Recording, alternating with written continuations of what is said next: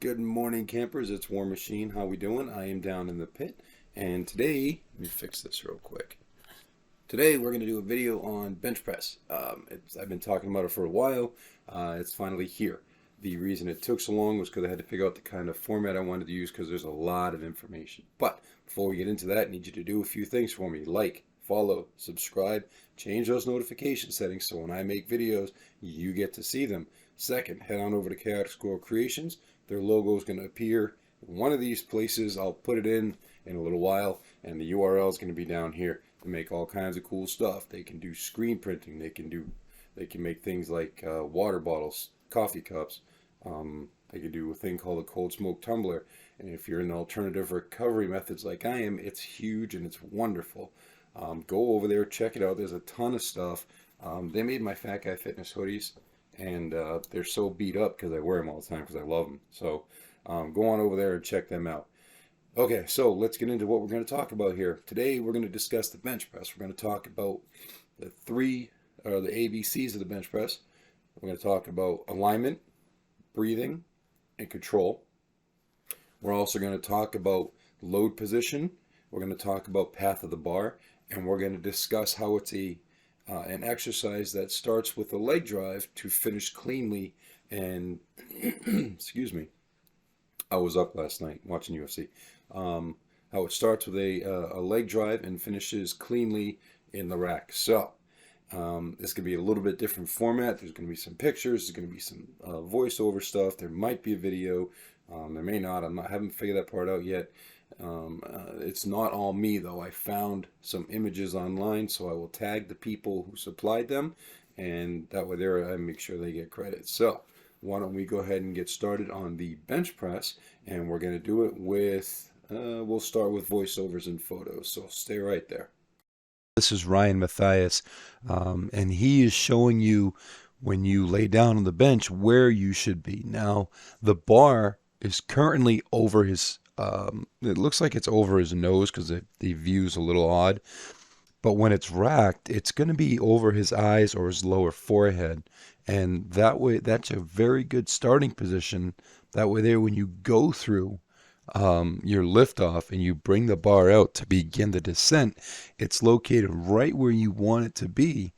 And you're going to have that support that you need to complete the exercise. Now, I want you to notice his arms and his hands are straight. That's going to allow the load to be supported by the bones instead of the cartilage and the joints, which is going to make for a much stronger, safer lift. Imagine you have a board and you put a load on top of a board. It doesn't go anywhere.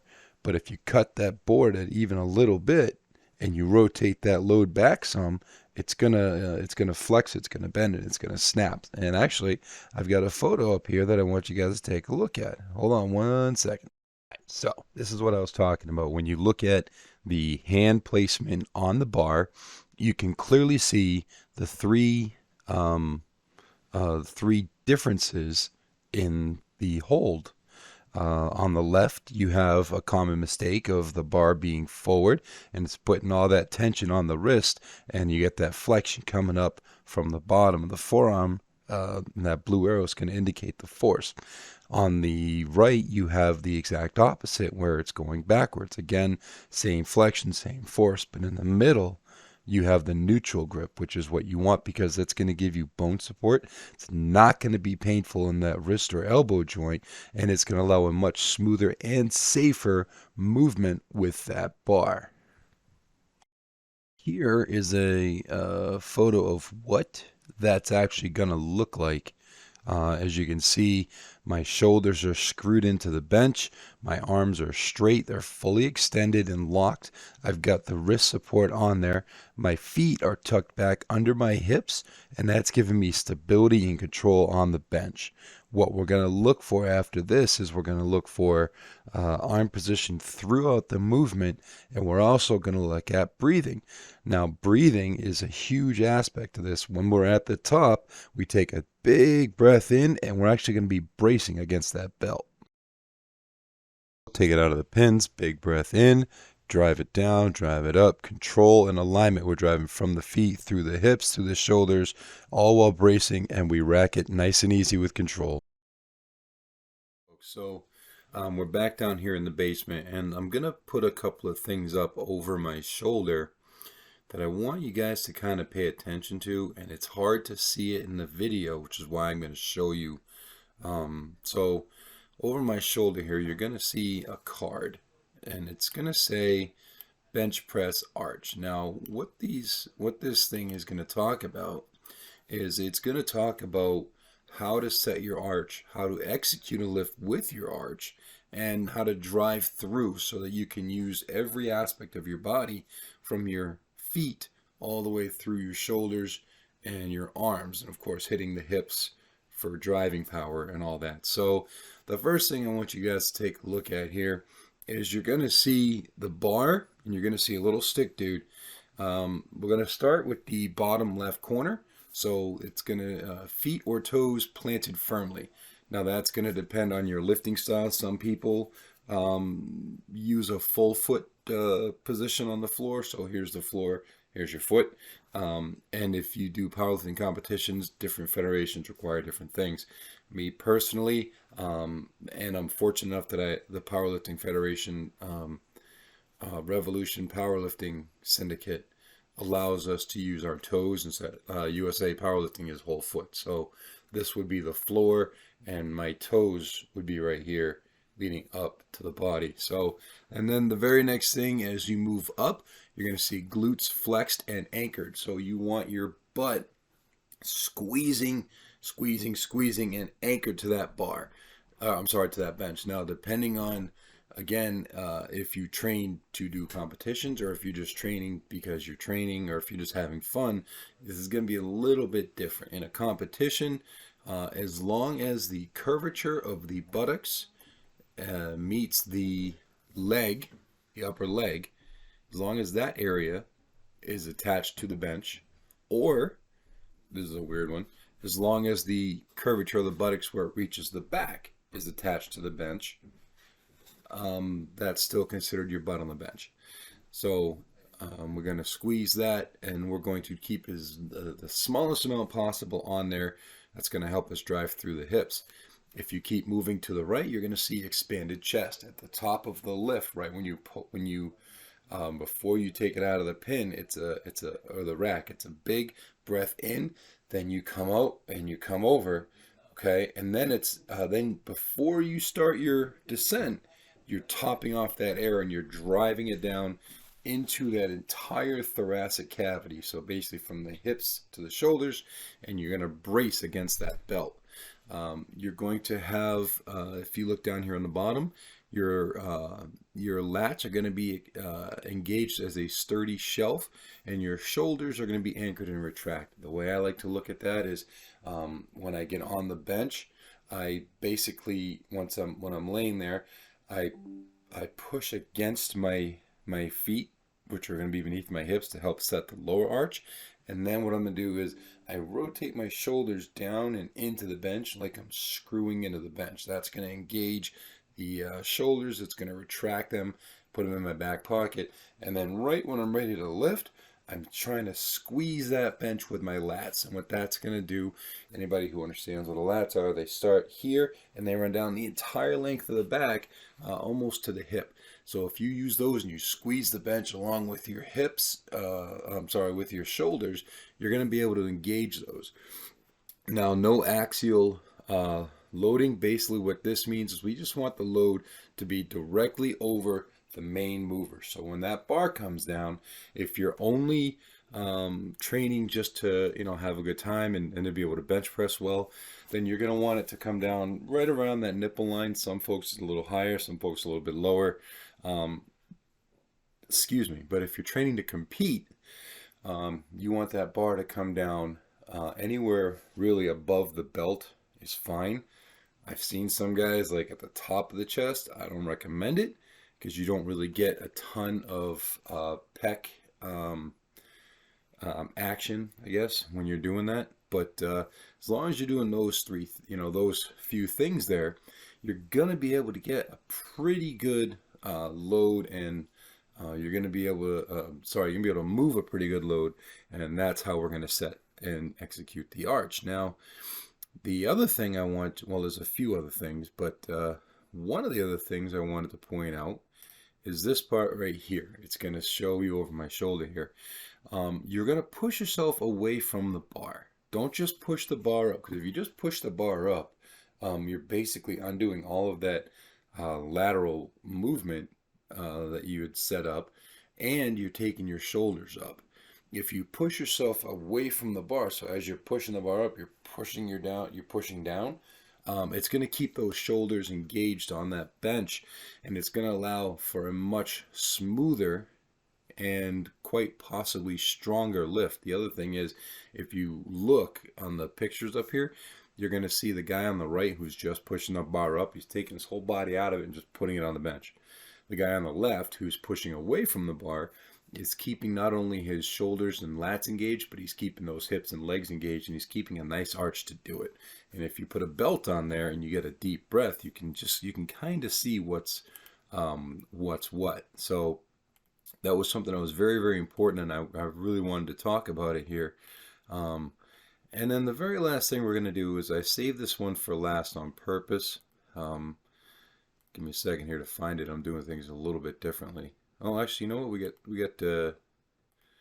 get two things we're going to do. The first one is going to be here, bar path in the bench press. You know, you're basically doing what's called benching by the numbers. So your first thing you want to be aware of, and this is just a stock photo I found on the internet. I can't remember who posted it, but you can see he's using a Texas power bar, which is awesome. Anyway, so number one, you want the bar stacked over your joints during the descent.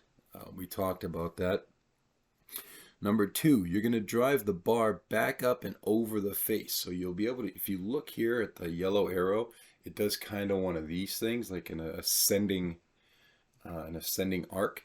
That's what we're looking for, because it's going to allow us to get the most power out of the bar, the most power out of our body through the bar to move heavy weight. And then number three, leg drive creates the bar path. Now, I personally am not a huge fan of this approach to setting the leg drive. Give me 1 second. But it is very important, especially if you're a beginner, to understand this. If you don't use your legs, okay, that bar is going to go straight up. So you're going to go, I'll turn a little bit. So you'll end up doing this, and then when you rack it, you got a long way to go, and you're going to lose some of that driving force. The reason I personally don't agree with this is because of the way his feet are set up. Yes, leg drive creates the bar path, but if we're going to look at this from a perspective of somebody who competes, you're going to want those toes tucked further under the hips. So what's going to happen is your knees or your toes will be back towards your back pockets, and your knees are actually going to be below your hips. And what that's going to do, that's really going to allow you to engage your feet into the floor and use the floor to drive the load through your feet, through your legs, through your hips, through your chest, and up. So as much as it's important to understand this, there are aspects of it that aren't 100% accurate. But if you're a beginner, this is definitely what you want to look for. Now, the very last thing that I wanted to touch on, this, like I said, that was going to be the last thing, but I saw something else here. So I'm going to put it above my shoulder here, and it's the bench press bar path, the progression. Now, what you're looking at is you're going to look at, if you look over here to the guy on the left, you're going to see a newbie, somebody who's, you know, either from like day one all the way through an amateur powerlifting career. That's basically what you would call a newbie. Some folks will argue. Feel free to put it down here in the comments. But over here on the right, you're going to see an elite. And now the main difference between these two is the descent bar and the ascent bar path. If you look at here on the left, you'll see how it how it slopes down towards the chest and then it goes up, and then you got like this kind of half curve on the top. If you look on the right, you'll see that after it comes off the pins, it comes down and in, and then that bar path is a straight arc, ascending arc straight up. It doesn't waver, doesn't wobble, none of that stuff. This is one of those things that you figure out with time. Lots and lots of time and lots of film. So if you are going to do bench press stuff, you really should be filming and not looking at it through rose-colored glasses. We don't want to see, we don't want to look at it and say, holy crap, I bench pressed, 150 pounds. Yeah, that's great. I'm your hugest fan for that. But were you able to look at it and find some mistakes that could help you make a smoother and stronger lift the next time you try to max out? Or are you so focused on the fact that you hit 150 pounds that you don't care? Two questions you really got to ask yourself. So if it's me, I tend to look at the film between my sets to try to correct the problem. But if it's a max day, I look at the film in a different aspect. I look at the film and I'm looking for fail points.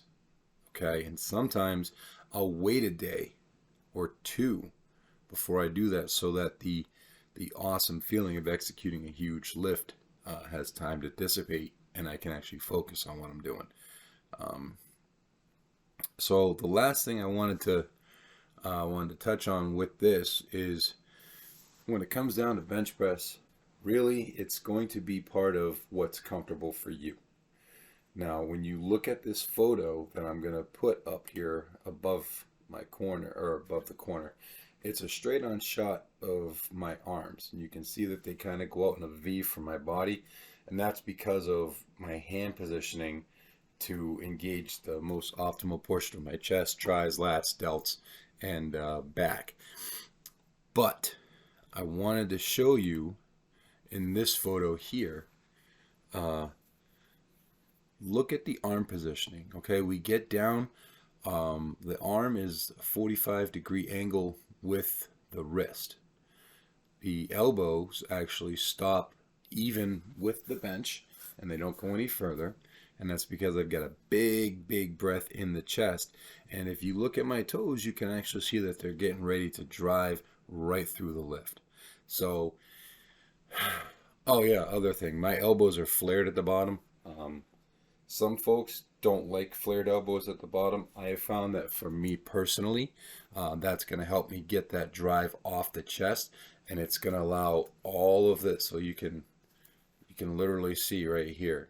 Okay, I'm not flexing to show off. I'm flexing so you can see what's what. When I'm here, and even here, my elbow's a little bit forward. You can make out the shape of the front delt, the bicep, a little bit of the tricep down here. So as you're pushing, this is what you're seeing. If my elbows are flared and my arms are at a 45-degree or 90-degree angle here, now you can see that I've got the entire front delt that I'm working with. I've got the triceps I'm working with, a little bit of biceps, and you can see the path of the bar as I drive it back up is being powered by these three main muscle groups, instead of keeping it down here where you're forcing the delt and a little bit of the chest to do most of the work. So that part is a little bit of personal preference. I've met some people who absolutely swear by the fact that you got to have the flared arms through the whole lift. I don't agree with that, because if you flare the arms out at the top and you're coming down, you're putting that load on the shoulder joint, and inside here you got a ball and socket joint, and it's supposed to move comfortably. It's what allows your arm to make these big rapid circles. But over time, if you start loading that, what happens is you start loosening, and in some aspects you start getting this lateral grinding movement, which is called an impingement. And usually that's the first step to having a very bad shoulder problem. Other things that can occur that are things like a torn labrum, a torn rotator cuff, stuff like that. So If you got any questions on this, feel free to hit me up directly. You can send me a message or all that, or you can just put in the comments down here and I'll try my best to get to all of them. I realize this was a very long video and I appreciate you guys sticking with me through it. Enjoy your workout, and I will definitely talk to you guys next time. I'm out of here.